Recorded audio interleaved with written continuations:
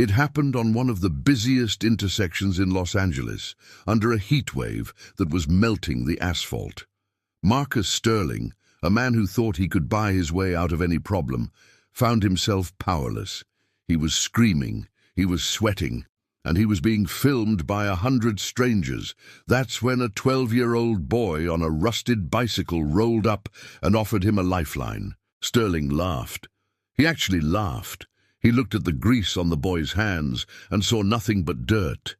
He didn't know that those hands were about to perform a miracle that money couldn't buy. I want to ask you something before we start. When you see a mechanic or a manual worker, do you see a professional or do you see someone beneath you? Be honest. Because the lesson Marcus Sterling learned that day cost him his pride, but it saved his soul. If you believe that talent often hides in the most unexpected places, hit that like button right now. Subscribe to the channel and turn on notifications, because stories like this are the fuel we need to keep going. Now let's go to Wilshire Boulevard, where the temperature is rising and a giant ego is about to pop. Los Angeles, California, a city of angels and demons often sitting at the same table. It was 1:45 p.m. on a Tuesday in July, the kind of day where the heat doesn't just sit on you, it presses down like a physical weight. The air shimmered above the pavement of Wilshire Boulevard, distorting the horizon. Inside the cabin of a custom Viola Parsifal purple Lamborghini Aventador SVJ, the climate control was set to a crisp 68 degrees. Marcus Sterling tapped his fingers on the Alcantara steering wheel. Tap, tap, tap. The rhythm was frantic. Marcus was 42 years old, but his eyes looked older. He was the founder and CEO of Sterling Capital, a predatory hedge fund that specialized in acquiring struggling tech companies, stripping them of their assets, firing the workforce, and selling the intellectual property for a massive profit. To the business world, he was a shark.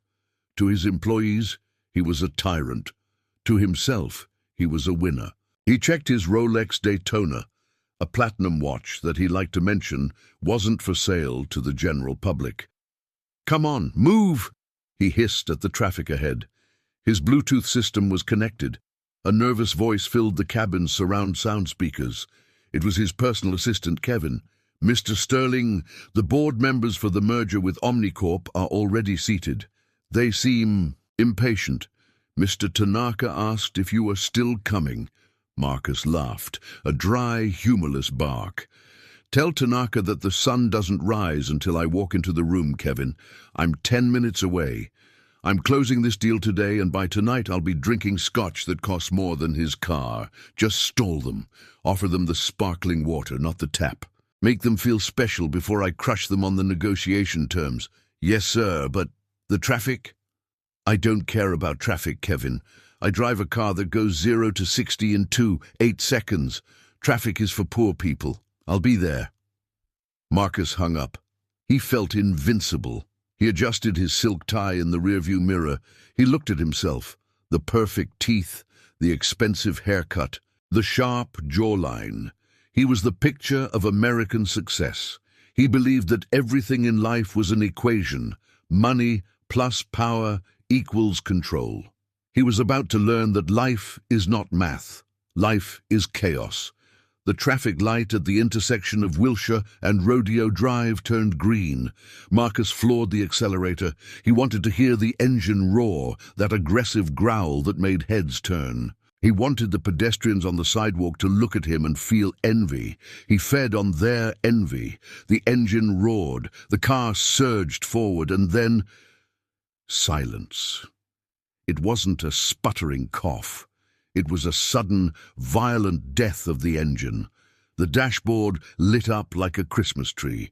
Every warning light flashed at once. Check engine, oil pressure, transmission fault, system failure. The Lamborghini coasted for 20 feet and stopped dead in the middle of the intersection. "What?" Marcus whispered. He pressed the start button. Click, whir, click. Nothing. "No, no, no, don't you dare," he growled. He pressed it again. Click. Behind him, a Honda Civic honked, then a delivery truck, then a bus. The light turned yellow, then red. Marcus Sterling was stranded in the middle of one of the busiest intersections in Beverly Hills, inside a purple supercar that was now nothing more than a very expensive paperweight. Panic is a funny thing. For a man like Marcus, panic usually meant a drop in the stock market or a lawsuit. He could handle those. He had lawyers, he had analysts, but this was raw, physical helplessness. He pressed the button again. He slammed his hand against the steering wheel. "Start, you piece of junk, start!" The air conditioning died with the engine. The Los Angeles sun, magnified by the windshield, began to bake the interior immediately. The temperature inside the car rose, 75 degrees, 80 degrees. Outside, the world was waking up to his misery. It started with the honking. A cacophony of horns, the angry rhythm of a city that hates to wait. Then came the pedestrians. In 2026, nobody just helps, everyone documents. Marcus looked out the window and saw the worst thing imaginable: smartphones. A group of teenagers on the corner were pointing and laughing. One of them, a kid with dyed hair, was live streaming. "Yo, check this out!" the kid yelled, his voice muffled by the glass, but still audible. "This dude's Lambo just died. Ha ha ha ha! Too much money, no gas." Marcus felt his face burning. He was the shark of Wall Street. He couldn't be seen like this. It would be a meme within the hour. Rich guy fail. His reputation was his armor, and it was cracking. He grabbed his phone. His hands were shaking. He dialed his exclusive, high-end roadside assistance service, the Platinum Concierge, that cost $5 a year. "Sterling here," he barked when the operator answered. "My car is dead. Wilshire and Rodeo. Get a flatbed here, now." "Mr. Sterling." "Hello," the operator said, calm and robotic. "I see your location. Unfortunately, due to a severe accident on the 405, traffic is gridlocked in your sector. The ETA for a flatbed is 90 minutes. 90 minutes! Marcus screamed. He was losing it. "I have a merger worth $300 million in 15 minutes. I cannot wait 90 minutes. Send a helicopter, send a magician, I don't care. Get this car out of here." "Sir, I cannot control the traffic. We are dispatching the nearest unit, but you will have to wait." Marcus threw the phone onto the passenger seat. He was trapped. The car doors of the Aventador open upwards, scissor doors. If he opened them, he would look even more ridiculous, climbing out of his spaceship like a defeated alien. But it was getting hot. He was sweating through his Egyptian cotton shirt. He had no choice. He popped the door. It swung up. The heat of the city hit him like a physical blow. The noise was deafening. "Move it, jerk!" a taxi driver yelled. Marcus stepped out. He stood by his purple failure, trying to look dignified. He popped the rear hood to look at the engine, pretending he knew what he was looking for. He stared at the massive V12 engine block, the carbon fiber covers, the complex wiring. He had no idea what any of it did. He just knew it signed his checks. He was looking at a machine he owned, but didn't understand. While Marcus was staring blankly at the engine, trying to look busy so the tourists would stop filming him, a bicycle weaved through the stopped cars. It wasn't a nice bike. It was a Frankenstein monster of bicycle parts, a blue frame, a red fork, rusty handlebars, and a chain that rattled with every pedal. Riding it was Leo. Leo was 12 years old, but like many kids who grow up without a safety net, he had the eyes of a 40-year-old. He was small for his age, with messy dark hair and a T-shirt that was 2 sizes too big. The shirt had a logo on it, Ramirez Auto Repair. The logo was faded and the shirt was stained with oil and grease. Leo wasn't riding for fun. He was on a delivery run. His father, Mateo, owned a small garage in East LA that was barely surviving. The rent had doubled. The big corporate chains were stealing customers. Mateo had sent Leo to deliver a small bag of specialized gaskets to a friend's shop in West Hollywood to save on shipping costs. Leo was tired. His legs burned. But he had a mind that never stopped working. Since he was 3 years old, Leo didn't play with toys. He played with gears. He took apart toasters, radios, blenders. By 6, he was helping his dad change oil. By 10, he could diagnose a misfire just by listening to the exhaust rhythm. He spoke the language of machines. Leo saw the purple Lamborghini. He saw the smoke rising slightly from the rear vents. He saw the man in the suit, looking at the engine like it was a foreign language. Leo stopped his bike on the median strip. He balanced on one foot. He watched. He listened. The man, Marcus, was back on the phone, screaming, "I don't care if you have to drive on the sidewalk. Get here." Leo observed the car. He saw the specific warning light reflecting off the driver's side window. He smelled the air. It wasn't the smell of burning oil, which meant a blown gasket, and it wasn't the sweet smell of coolant, which meant a radiator leak. It was the smell of unburnt fuel and hot electronics. Leo knew that smell. He hesitated. His father had taught him, "Mijo, stay away from the rich folks in the West Side. They don't see us. If you get close, they think you're begging." But Leo loved cars, and seeing an Aventador SVJ, a car he had only seen on posters, suffering like that, it hurt him. It was a beautiful beast in pain. He pushed his bike off the curb and walked it toward the supercar. Marcus Sterling was wiping sweat from his forehead with a silk handkerchief when he noticed a shadow. He turned around. He expected a police officer or maybe a fan. Instead, he saw a scruffy kid with a dirty face and a bike that looked like it had been fished out of a dumpster. Marcus frowned. This was the last thing he needed. A beggar. "Not today, kid," Marcus snapped, turning back to the engine. "I don't have cash. Go bother the Prius behind me." Leo didn't move. He stood holding his bike handlebars. "I don't want money, mister," Leo said. His voice was calm, contrasting with the chaos around them. Marcus glanced back, irritated. "Then what? You want a selfie? Take it and get lost. I'm busy dealing with a crisis here." "I can hear the fuel pump clicking," Leo said.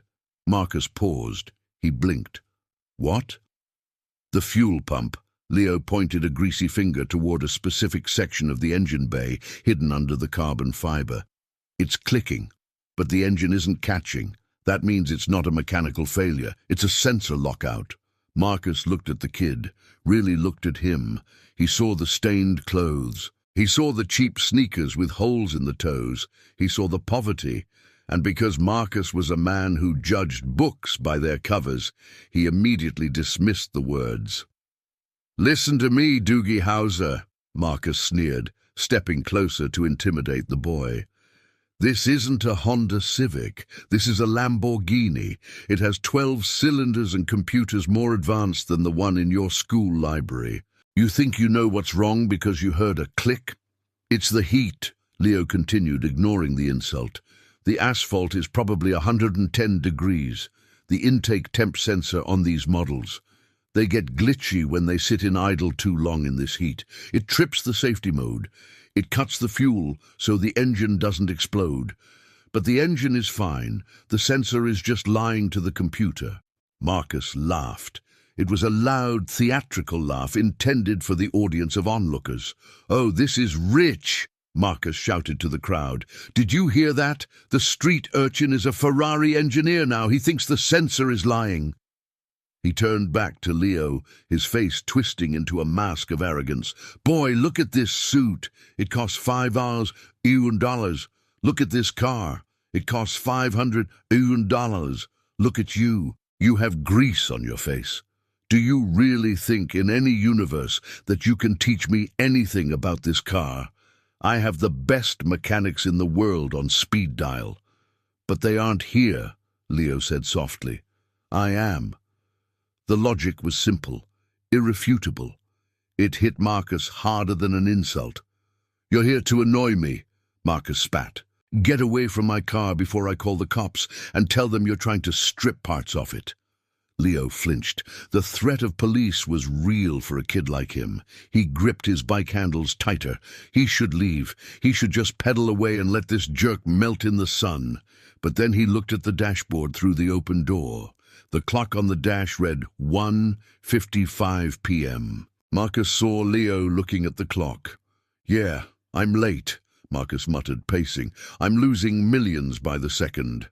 "If you wait for the tow truck," Leo said, "you'll be an hour late. If you let me look, I can fix it in 2 minutes." 2 minutes? Marcus scoffed. "You're a liar and a delusional little kid." "If I can't fix it in 2 minutes," Leo challenged, looking Marcus directly in the eyes, "I'll give you my bike." Marcus looked at the rusty bike. "I don't want your garbage." "It's all I have," Leo said. "It's my transport. If I lose it, I walk home. 10 miles. That's my bet. What's yours?" The crowd was listening now. Phones were recording. "Let the kid try," someone yelled from a sidewalk. "Yeah, what do you have to lose, rich boy?" Another shouted. Marcus felt the pressure. The walls were closing in. If he waited, he missed the meeting. If he missed the meeting, the Tanaka deal collapsed. If the deal collapsed, his stock plummeted. He looked at the sweaty, motionless lump of metal that was his car. He looked at the boy. Desperation makes us do strange things. Marcus checked his watch. 1:56 p.m. "Fine," Marcus hissed, stepping aside. "You have 2 minutes. If you scratch the paint, if you break a wire, if you get so much as a smudge of dirt on the leather, I will sue your family until you are living in a cardboard box. Do you understand?" Leo nodded. He didn't care about the threats. He only cared about the machine. "I understand." Leo leaned his bike against the median. He wiped his hands on his pants, trying to get the excess grease off. He walked up to the engine bay of the Lamborghini Aventador. He was small. He had to stand on his tiptoes to reach the center block. Marcus crossed his arms, tapping his foot. "Clock is ticking, genius. Make me laugh." Leo took a deep breath. He closed his eyes for a second, blocking out the honking, the insults, the heat. He entered his zone. He reached into his pocket.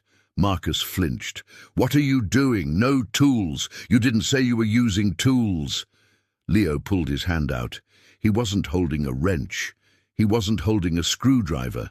He was holding a single, small silver paperclip. Marcus's eyes widened. "A paperclip? Are you joking? Get away from the car." "Stop!" Leo commanded. His voice had changed. It wasn't the voice of a child anymore. It was the voice of a technician. "Watch!" "1 minute left," Marcus shouted, looking at his watch. "You're wasting my time, kid. Get your hands out of there before you electrocute yourself and I get sued." Leo didn't answer. He was in a trance. To him, the shouting millionaire was just background noise, like the hum of a refrigerator. His entire universe had shrunk down to a small, black plastic box located near the rear intake manifold of the V12 engine. Leo's small, grease-stained fingers moved with the precision of a neurosurgeon. He unbent the paperclip. He shaped it into a U. The Lamborghini engine bay is a work of art, but it is also a fortress. Everything is covered in carbon fiber. But Leo knew that even the most expensive machines in the world follow the laws of physics. He located the ambient air temperature sensor relay. "It's here," Leo whispered to himself. "The heat soak. The sensor thinks the engine is on fire because the asphalt is reflecting heat up. It cut the ignition circuit." Marcus leaned over, his shadow falling on the boy. "What are you mumbling about?" "You're not doing anything, I knew it. This is a joke. Hey!" He turned to the crowd. "Stop filming, show's over." Leo ignored him. He found the connector. It was a tiny, weather-sealed plug. With his left hand, he pressed the release tab. With his right hand, he inserted the U-shaped paperclip into the 2 terminal slots of the female connector. It was a jumper, a bypass. He was manually completing the circuit, telling the car's computer, "Ignore the thermometer. The temperature is fine. Give me fuel." It was a trick his father, Matteo, had taught him on old pickup trucks in the desert. Electronics are dumb, Leo, his dad used to say. They only know what the sensors tell them. Sometimes you have to lie to the computer to make the machine work. Leo pushed the paperclip deep into the socket. He felt it click against the metal terminals. He pulled his hands back quickly, wiping them on his pants. He looked up at Marcus. "Try it," Leo said. Marcus looked at the boy, then at the engine. Nothing looked different. There was just a tiny piece of office stationery sticking out of a wire harness. "You didn't do anything," Marcus scoffed. "You stuck a piece of trash in my engine." "Try it," Leo repeated. His voice was steady. "Press the button." Marcus let out a groan of frustration. "Fine, I'll press the button, and when it doesn't start, I'm taking your bike and throwing it in the nearest dumpster." Marcus slid back into the driver's seat. The leather was scorching hot now. He looked at the dashboard. The lights were still flashing. System failure. "See!" Marcus yelled through the open door. "It's still broken. You wasted my—" "Press the start button, sir," Leo called out from the back. Marcus rolled his eyes. He put his foot on the brake pedal. He reached out with his manicured finger. He pressed the red button on the center console. "We're vroom!" The sound was not polite. It was violent. The 6.5-liter V12 engine didn't just start. It exploded into life. The exhaust note bounced off the glass windows of the luxury boutiques on Rodeo Drive like a thunderclap. The vibration shook the chassis. The tachometer needle swept all the way to the right and settled into a steady, powerful idle. Inside the car, Marcus Sterling jumped in his seat. His eyes went wide. He looked at the dashboard. The check engine light flickered and went out. The system failure warning vanished. The air conditioning compressor kicked in, blasting cold air into his face. The car was alive. Outside, the reaction was instantaneous. The crowd on the sidewalk erupted. "Oh!" screamed the teenagers. "He fixed it! The kid fixed it!" "No way!" yelled a businessman. "With a paperclip, I got that on video." People started clapping. Drivers in the stuck traffic honked their horns, not in anger this time, but in celebration.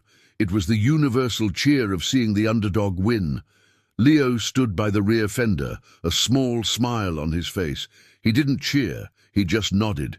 He knew it would work. Physics doesn't lie. Marcus sat in the driver's seat for 5 seconds, paralyzed. His brain couldn't process what just happened. His $500,000 Italian masterpiece had been resurrected by a street kid with a 10-cent piece of wire. His arrogance was fighting a losing battle against reality. He slowly climbed out of the car. The engine was purring behind him. He looked at the crowd, who were now cheering for the boy, not looking at the billionaire. He turned to Leo. "How?" Marcus asked.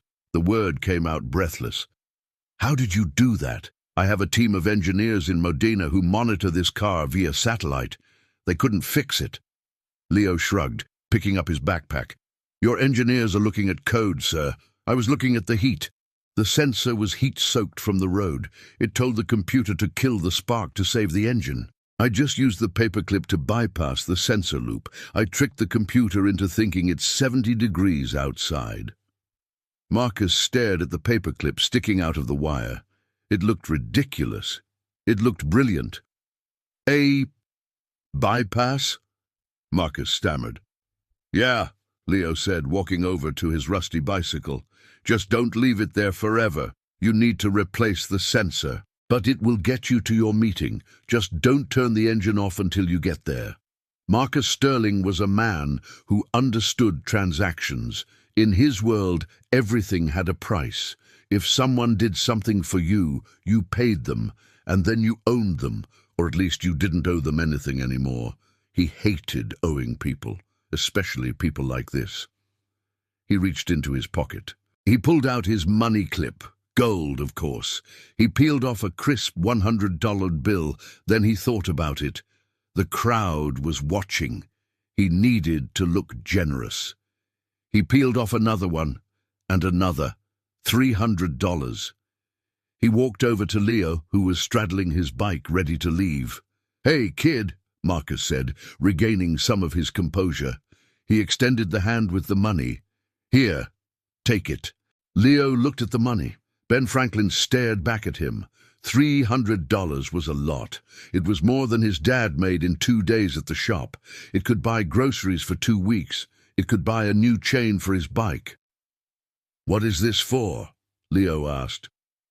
"For the fix," Marcus said, waving the bills. "Service rendered. You got me out of a jam. Go buy yourself, I don't know, a video game or a new shirt." The comment about the shirt stung. Leo looked down at his grease-stained chest. He looked back up at Marcus. He didn't take the money. "I didn't do it for money," Leo said. Marcus laughed, a nervous chuckle. "Everyone does everything for money, kid. Don't be stupid. Take it. It's $300. You probably haven't seen this much cash in your life." The crowd went quiet. The insult hung in the hot air. Even the people recording felt the cringe. Leo's eyes hardened. He had the dignity of a king in the body of a pauper. "My dad owns a garage in East LA, Leo said, his voice clear and loud enough for the camera phones to pick up. "He taught me that you help people because they're stuck, not because they're rich." Marcus felt a twinge of something he hadn't felt in years. Shame. "Look, take the money," Marcus insisted, pushing the bills forward. "I don't want to owe you favors." "You don't owe me," Leo said. He put his feet on the pedals. "But if you really want to pay for something, pay for talent." "What does that mean?" Marcus asked, confused. "My dad is the best mechanic in the city," Leo said. "But nobody comes to his shop because it's in a bad neighborhood, and he doesn't have a fancy waiting room with espresso machines. People go to the big dealers who charge 10 times more and know 10 times less." Leo pointed at the Lamborghini. "You have a 12-cylinder car, but you were defeated by a $2 sensor. You have a $5,000 suit, but you didn't know how to open the hood. My dad taught me that knowledge is the only thing that nobody can steal from you." Leo started to pedal. The chain rattled. "If you want to pay me," Leo shouted over his shoulder, "don't give me cash. Give my dad a chance. His name is Mateo. Ramirez Auto Repair. Look it up." And with that, the boy on the rusty bike rode away, weaving through the traffic that was finally starting to move, disappearing into the heat haze of Los Angeles. Marcus Sterling stood alone in the middle of the street, holding $300 in the air that nobody wanted. The crowd was silent. Then someone booed.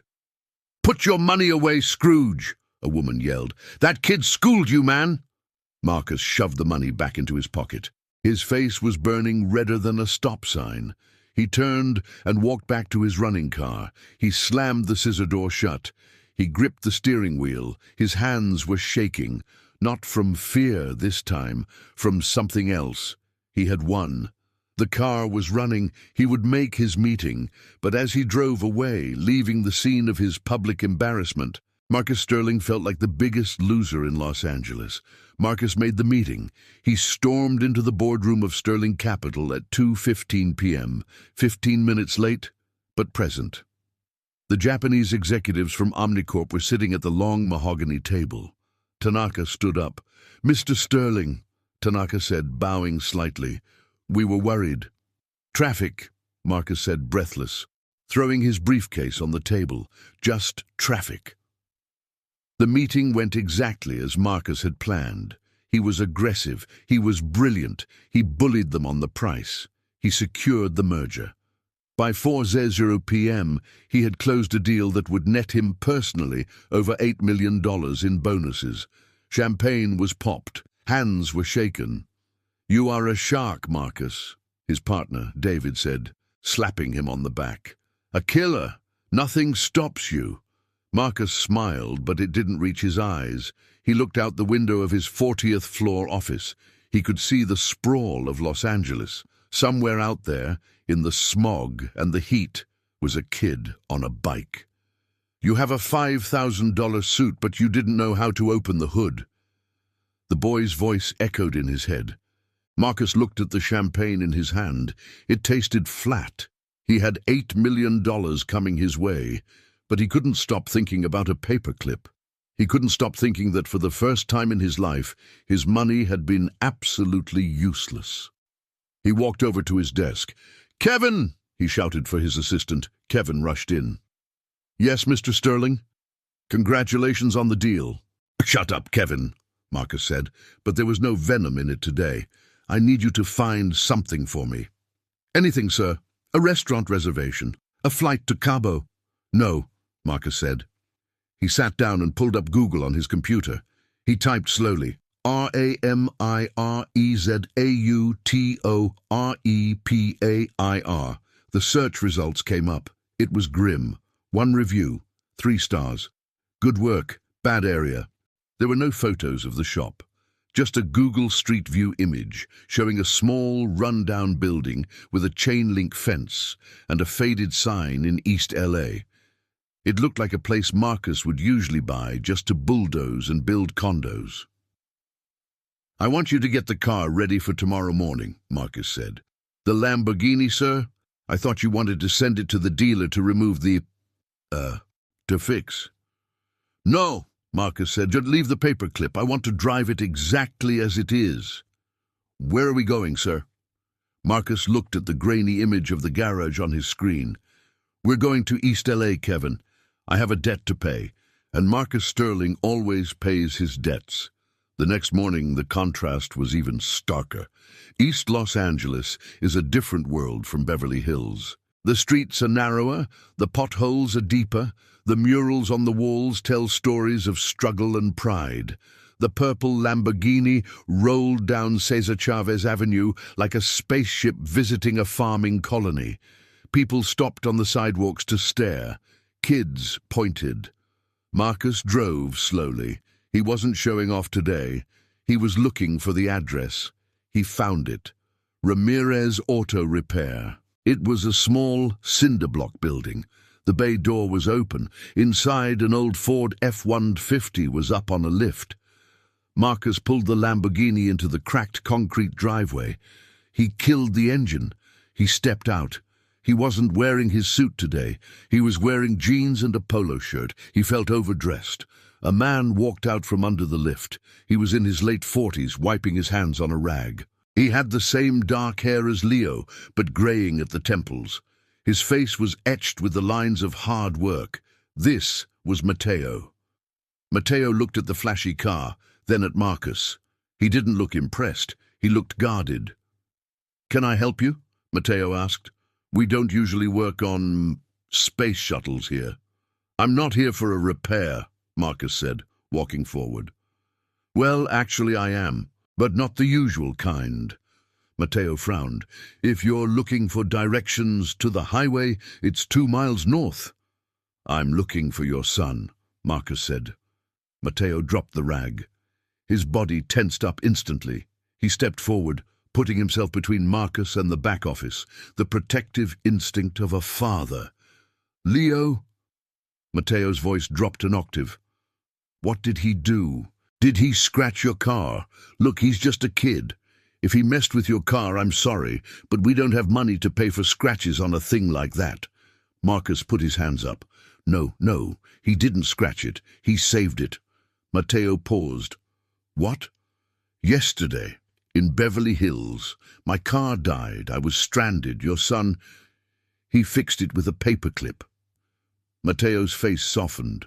A hint of a smile appeared. "Ah, the sensor bypass. He told me about that. He said he met a suit who was yelling a lot." Marcus chuckled, a real self-deprecating laugh. "Yeah, I was the yelling suit. I was arrogant. I was rude. And your son. He handled me with more class than I've seen in boardrooms full of billionaires." Just then, Leo walked out from the back room, carrying a box of parts. He stopped when he saw Marcus. "You came," Leo said, surprised. "I told you," Marcus said. "I don't like owing people." Marcus turned to Mateo. "Mr. Ramirez, your son told me something yesterday. He said I should give you a chance. He said you're the best mechanic in the city." Matteo looked at his son, pride swelling in his chest. "He's biased." "I don't think so," Marcus said. "I looked under the hood this morning. That paperclip placement, it was surgical. You taught him well." Marcus took a deep breath.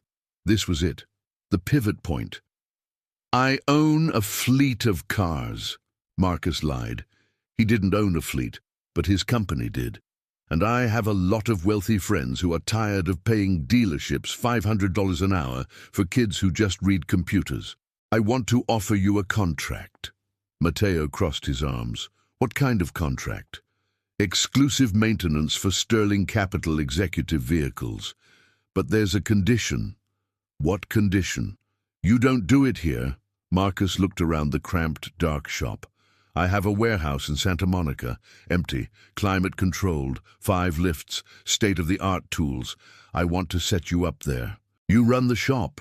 You hire your own team. You keep 70% of the profits. I take 30% for the investment." Matteo looked at Marcus like he was speaking Martian. "Why? Why would you do that for a stranger?" Marcus looked at Leo. The boy was smiling. "Because your son was right," Marcus said quietly. "I have a lot of money, but I was useless yesterday. He had the knowledge. You have the talent.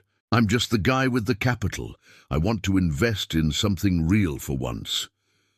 Marcus extended his hand to Matteo. "And also, I need someone to permanently fix that sensor properly. I can't drive around with a paperclip forever." Matteo looked at Marcus's hand. Then he looked at his shop, the struggle, the leaks, the worry about rent. Then he looked at Leo. Matteo wiped his hand on his pants one last time and shook Marcus's hand. The grip was strong, rough, real. "Deal," Matteo said. "But you pay for the coffee." Sterling Capital continued to dominate, but in a quiet industrial park in Santa Monica, just off Olympic Boulevard. The sign above the door didn't say Ramirez Auto Repair anymore. It didn't look like a dungeon either. The sign read, Urness Performance, Ramirez and Sterling. Inside, it looked less like a mechanic shop and more like an operating theatre. The floors were white epoxy, polished to a mirror shine. The lighting was museum-quality LED. There was no smell of stale grease or exhaust fumes. The air filtration system cycled the atmosphere every 4 minutes. On lift. Number 1 sat a 1967 Shelby Cobra. On lift number 2, a McLaren P1. On lift number 3, a humble 2012 Honda Civic belonging to a single mom who lived down the street. This was the rule Marcus and Matteo had agreed upon. We charge the rich to subsidize the poor. The hedge fund managers paid $300 an hour for Matteo's genius so that the locals could get their brakes fixed for cost.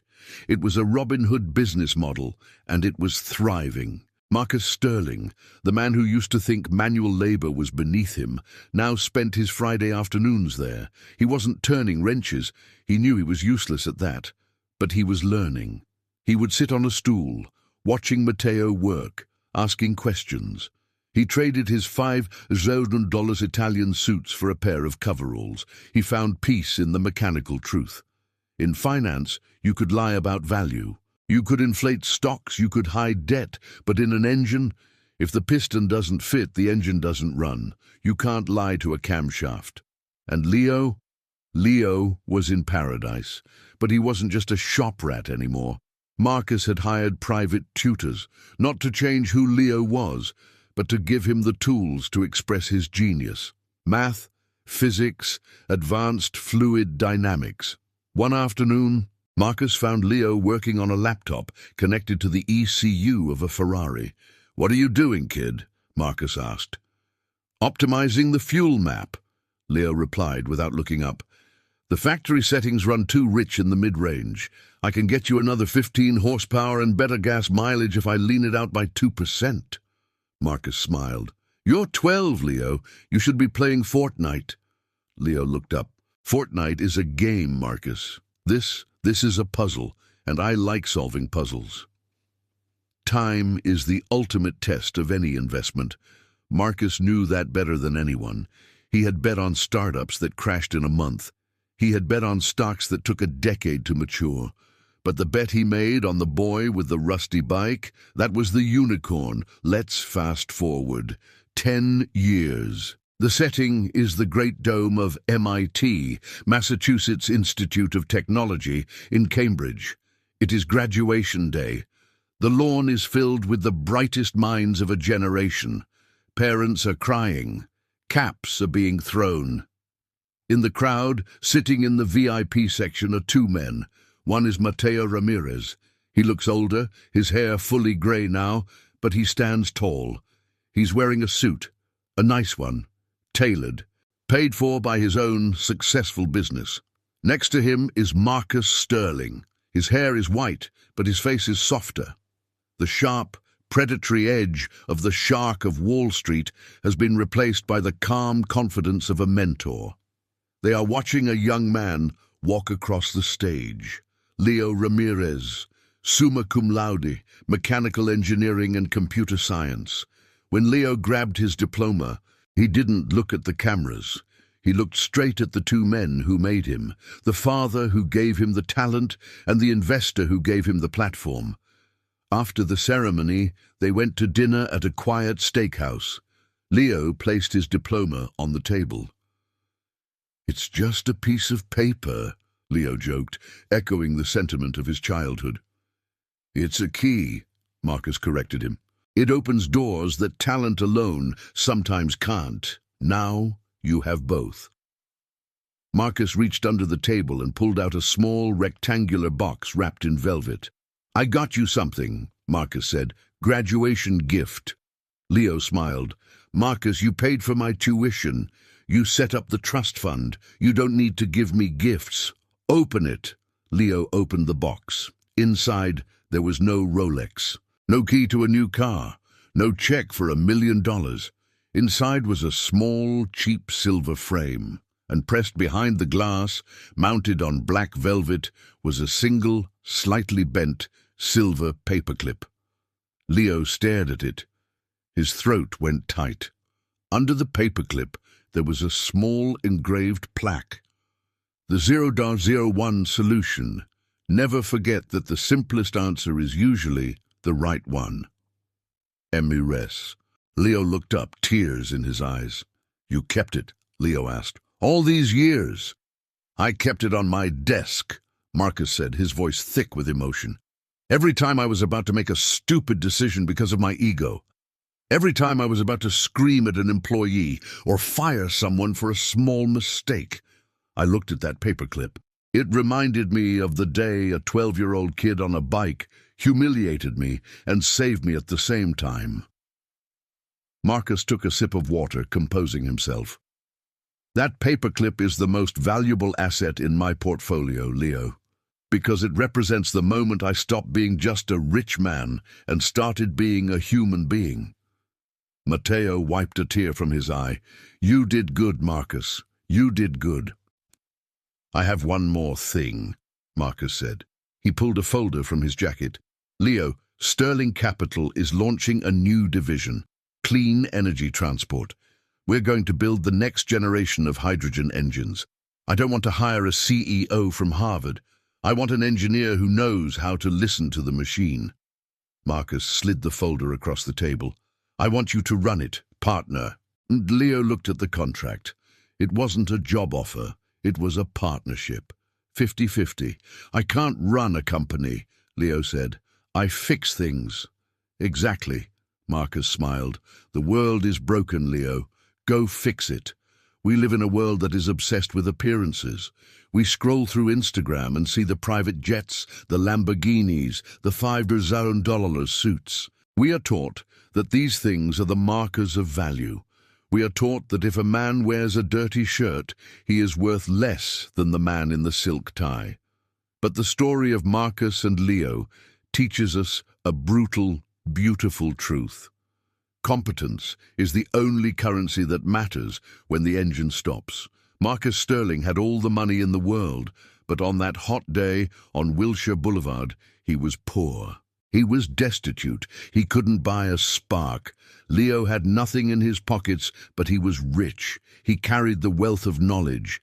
The arrogant millionaire laughed because he thought power looked like a credit card. The boy did the unthinkable because he knew power looks like a solution. If Marcus had driven away that day without looking back, if he had thrown the money at the kid and kept his pride, he would have remained a rich, lonely, angry man. By swallowing his pride, by accepting help from the unlikely source, he gained a son, a business partner, and a legacy. So, I have a challenge for you today. Next time you see someone doing a dirty job, a mechanic, a janitor, a construction worker, don't look through them. Look at them. Respect the skill in their hands. Because one day, when your world breaks down and your money can't fix it, they might be the only ones who can save you. And to the Leos watching this, keep learning. Keep fixing. Keep tinkering.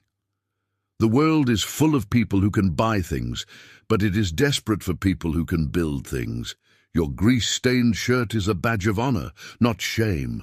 What did you think of Marcus's transformation? Do you think most billionaires would have humbled themselves like that, or would they have just called another Uber? I really want to read your debates in the comments below. If this story gave you goosebumps, if it made you believe in the power of humility, please smash that like button.